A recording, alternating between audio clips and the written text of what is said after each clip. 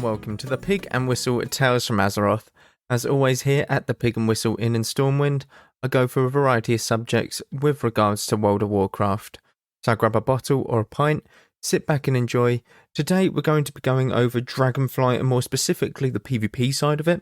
I know Vault of the Incarnates has just been released and the PvE side obviously has Mythic Plus, the race to world first, the race to world first, etc. But I'm more adept to the PvP side of things, and I just want to give my take on it essentially, in terms of what I think is good, bad, and what we know is going to happen going forward. So let's start off with the weekly news. We do have a little bit extra now, as it is the week of the raid release. So we have World Quest bonus is the first bonus event for this expansion, as well as Vault of the Incarnates being unlocked and Mythic Plus season starting. Arathi Blizzard is your brawl for this week. Very nice and easy, good fun as well. Definitely hop in there and give it a go. Oh god, I'm going to butcher this name. The world boss for this week is Basrakron? Basrikron? Basrikrolled. That's what I'm going with. Basrikron? Basrikron. I've probably butchered the hell out of that, but it is a boss in the south of the Waking Shore, and it is a earth dragon, an earth proto-drake, essentially. And the spell that we're going to talk about the history of is one that's been in the game more recently. It is Void Shift. Void Shift is a priest ability, and it was added in Missa Pandaria, patch 5.0, and there were 4 changes to it in Missa Pandaria. Void Shift can no longer be cast on Dominate Mind targets, which, by the way, is a hilarious interaction. So the way that Void Shift works is it will basically switch the percentage of your health and the enemy or the friendly target's health. So if your teammate is 100% and you're 10%, you will switch health with them. So they will be, I think it's 25%. It's the lowest that it can put someone to, and it will give you 100% of your health. Very simple. So you dominate mind, you switch them to put them to 25% health, and then you just execute them. You drop the dominate mind and just burst them. That's actually quite funny, I'm not going to lie. Void Shift can now only work on other players, which kind of makes sense. I don't get why it could only work on yourself. Void Shift can no longer be used on NPCs, including player pets. And it makes sense. It means that it's more of a... you still have to heal the damage, but you can't necessarily just cheese it by switching a hunter pet or a warlock demonology pet, etc. And the last change in Missa Pandaria was the cooldown has been decreased to 5 minutes, down from 6 minutes, for Disc and Holy Priests. For Shadow Priests, cooldown has been increased to 10 minutes, up from 6 minutes, and the spell is no longer usable while in arenas or rated battlegrounds. That change I don't understand. I think they changed that when it got added back in Legion, because in Warlords of Draenor, a year later, it was removed. And then it was re-added in Legion as a Shadow Honor talent, and the cooldown was reduced from 10 minutes to 4 minutes. And it was simply converted from a rank 46 Honor talent to a PvP talent. Very simple. It's not had much history, but it is a very unique spell. It's one that you don't necessarily realise is in the game at the moment, because I need to add it on my ability team tracker as well for doing PvP situations. And I forget that I even have it on my Shadow Priest, because it's in the Priest talent tree. It's actually just in there, so... nothing too crazy about it, in all honesty, but it is what it is. So, Dragonflight PvP. I'm going to start off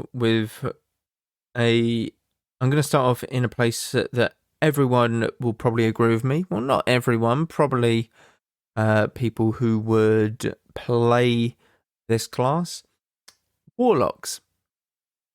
They're disgusting. Okay, that's it. That's my take on them. Where do I even start with them? They are the most obnoxious class to kill. They seem to be... Now, this is coming from a player who plays a Boomkin. we do, or I usually queue double sort of caster compositions, double caster, melee caster, never melee, obviously, because I am a caster DPS. So I would imagine warlocks are a bit more susceptible to the train that is a melee cleave, like TSG, or maybe even like, what is it called? Kitty cleave, stuff like that. But essentially, warlocks have a lot of self-sustain, Dark Pact, Soul Leech, health stones, drain life. Affliction warlocks have this in abundance, but they also don't give up any damage for it. They are also the highest DPS in class, potentially in an arena. Elemental Shaman's up there, Shadow Priest is certainly up there. Everything can do a lot of damage, but usually if you're doing a lot of damage and you're having to pull back to heal, press a defensive cooldown and stuff, it is detrimental to your damage. It isn't the case with warlocks. It's very much you can just press your damaging abilities and it gives you your defensive abilities like for it. You don't lose any sort of downtime for it. It's very much, if I have to do anything as a druid to pop a defensive, I have to go into bear form, 1 global cooldown, frenzy regen, a 2nd cooldown, renewal if I have to, which is off GCD, granted, but I have to kite. I'm not doing any damage in bear form and stuff like that. Whereas warlocks, they can press drain life and actually kill you with the drain life, all the while out healing their healer. Like, it's ridiculous. It's absolutely ridiculous. Warlocks, I think, need to be looked at into a glass cannon sort of spec. I don't care if you can do so much damage, it's unreal. But there needs to be some sort of trade-off. You need to be able to catch them in moments when, with their pants down, essentially. You need to catch them in that moment, and you can't, because everything that they do passively gives them defensives. And that should never be the case. You should be giving up your damage to go defensive and then find a way to get back on the offense and stuff like that. It's kind of like a seesaw. You go down one end and then you've got to push back up to get to the height of the seesaw and be on the offensive, that kind of thing. I'm not sure if that's the best metaphor? Yeah, for it, but it is what it is. That's what I'm going with. Yeah. Ultimately, a lot of classes have their niche like things. Elemental Shamans I've seen absolutely pump right now. They're throwing out lava bursts, giant meatballs, like they're going out of fashion. You get a meatball, you get a meatball, you get a meatball, whatever it is. Shadow Priests are tanky-ish. A lot of things is just hurting. I was queuing with my shaman, my resto shaman, and he hit back-to-back like massive lightning bolts. He did about 200k in about one second. And this is a healer that wasn't fully geared, by the way. He hit a 70-odd-k lightning bolt and then a 100k lightning bolt. Like, damage can be very spiky, and I don't get why it can be spiky. Sometimes it is, sometimes it isn't. Sometimes the damage is very much, oh, okay, this seems like a very decent-paced game. And then sometimes it's, oh, I'm dead. I got hit for a 120k full moon, which I hit today, by the way. It was amazing. 10 out of 10. But I got hit for the game before that. I got hit for a 110k blade dance, and I've not seen that in the expansion yet. And I've come up against a few demon hunters, so it's very much, oh, I didn't expect to just die there, kind of thing. It's not like you're getting outplayed. It's more just, oh, I didn't think that I was in any danger, so I didn't use anything or didn't feel any fear. No cooldowns are up. It's just he's hit me for a massive blade dance, that kind of thing. Yeah, it's one of them things. Now, with my damage, the 120k full moon, it can be somewhat tracked. You can probably get a weak aura for it, but I have one, but I'm not sure if enemies can get one. Essentially, it's after 30 shooting star procs is when it detonates, and yeah, it's one of them things that you can possibly track, whereas the blade dance, it's just, oh, I've just critted, I've just crit, that's it, I've crit and you're dead, cool, GG's. It's one of them things. It's absolutely insane how hard something can hit, and then at other times it just hits like a wet noodle.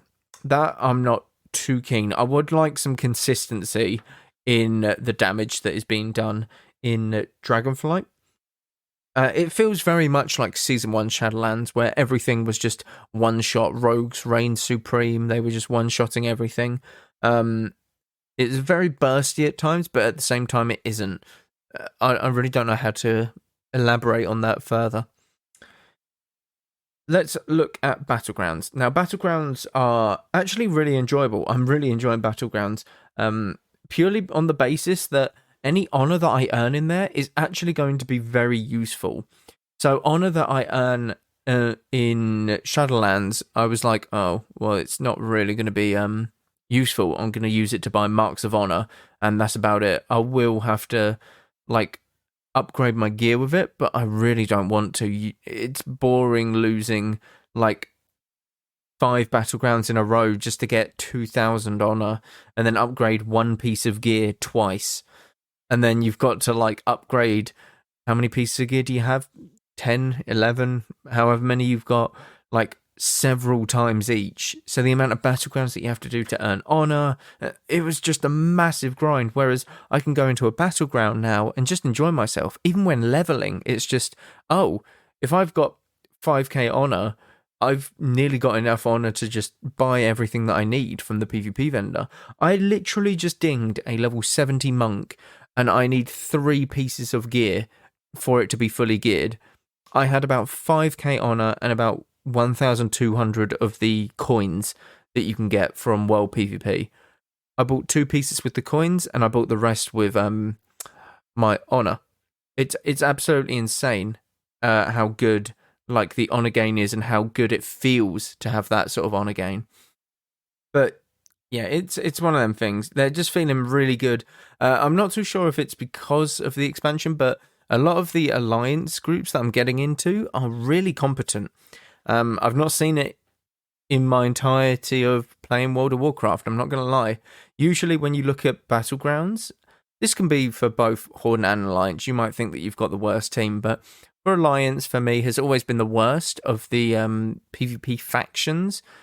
I don't know why, purely because a lot of the higher-end PvP players tend to go to Horde, purely on the basis of the Horde racials are just good for PvP. But since the Orc racial isn't as important now, a lot of people have transferred over to Alliance and trying that out.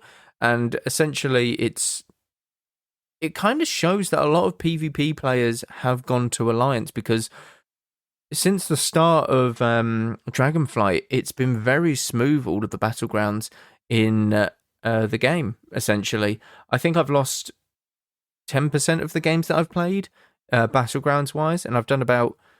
How many battlegrounds have I done? Probably 60, 70, 80, somewhere around there. Anything between that. So it's really good. It's really, really effective, and it's something that I can see. It makes gearing a lot easier, obviously, because when you win, you get more honor. Not to mention an enlistment bonus, because Alliance are still the lower faction on my server, so I get more honor for that, etc., etc. So it's in a really good place for Battlegrounds, and I think it's really enjoyable, especially if you do rated Battlegrounds. I think you could find a lot of enjoyment in the PvP, the rated PvP environment for these Battlegrounds. Now, there is something that I want to go over. It's the patch notes that have been very much just released. Now, these patch notes are currently on PTR.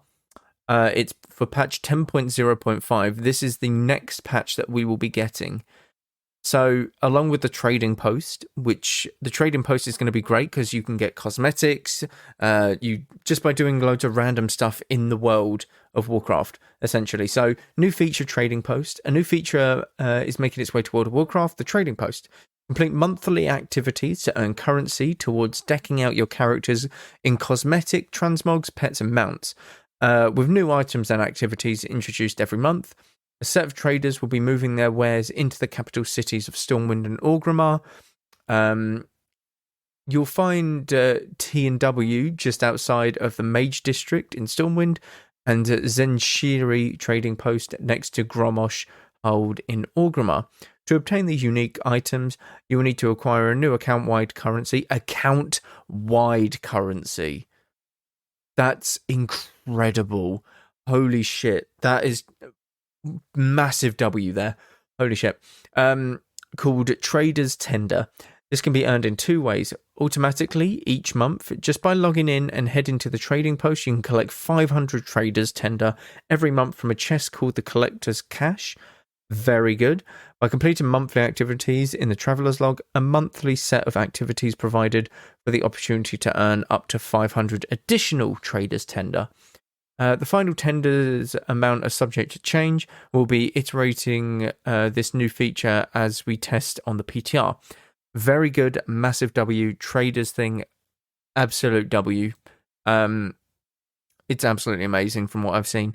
A lot of the activities can be very much simple, or they can be a little bit tougher. But one of them, is an example, is go do /love at the dragon aspects in Valdraken. That's it.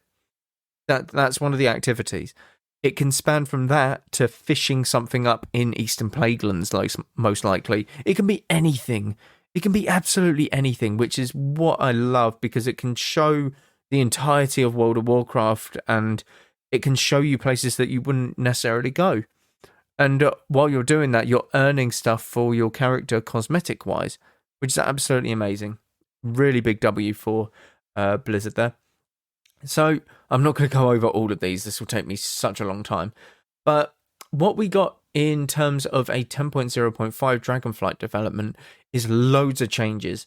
And I mean loads. Druids as a class get 1, 2, 3, 4, 5, 6, 7, 8, 9, 10, 11, 12, 13, 14, 15, 16 different things, different changes. Balance alone gets 6. Guardian Druid gets loads, about 10-ish.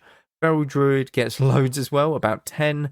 And yeah, it's absolutely insane how much they're changing stuff up. They're doing an entirely new talent tree for Balanced Druid. For Evokers, they're getting a few changes. Marksman Hunter getting a few as well. Monks getting quite a lot. Paladins getting several. Priest is getting a lot. Discipline especially is getting a shit ton. Shaman gets 1. Shaman's such a weird class, man. They just literally give Shaman 1 or 2 things in every patch. It's never like, oh, Shaman's getting an entire rework. It's like, oh, no, you can just have extra healing on your healing tide totem. It's like, oh, okay, thanks. Warlock's getting a few, Warrior's getting a few, and then there's a few like creatures, NPCs, item rewards and stuff like that. But essentially, what the whole post is tuning. Now, it's drastic tuning. It's not like drastic as in, oh my god, they've really messed up, they need to fix something right now.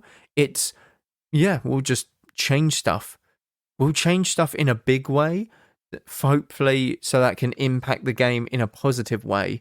And I don't mind them doing big changes, because it allows them to see what works, what doesn't. It allows people to change up the meta a bit, change up their specialization and how they play their specialization. It allows for so much freedom, and it means that we get more results, essentially. Because if you've got a small pool of testing compared to a massive array of changes, you know, everyone's redesigned, an entire class is completely redesigned and it feels better, but it's doing too much damage, so you tweak the numbers a bit, and then you've got the numbers that are there and it's completely fine and balanced now. And well, it will never be balanced. World of Warcraft will never be a balanced game.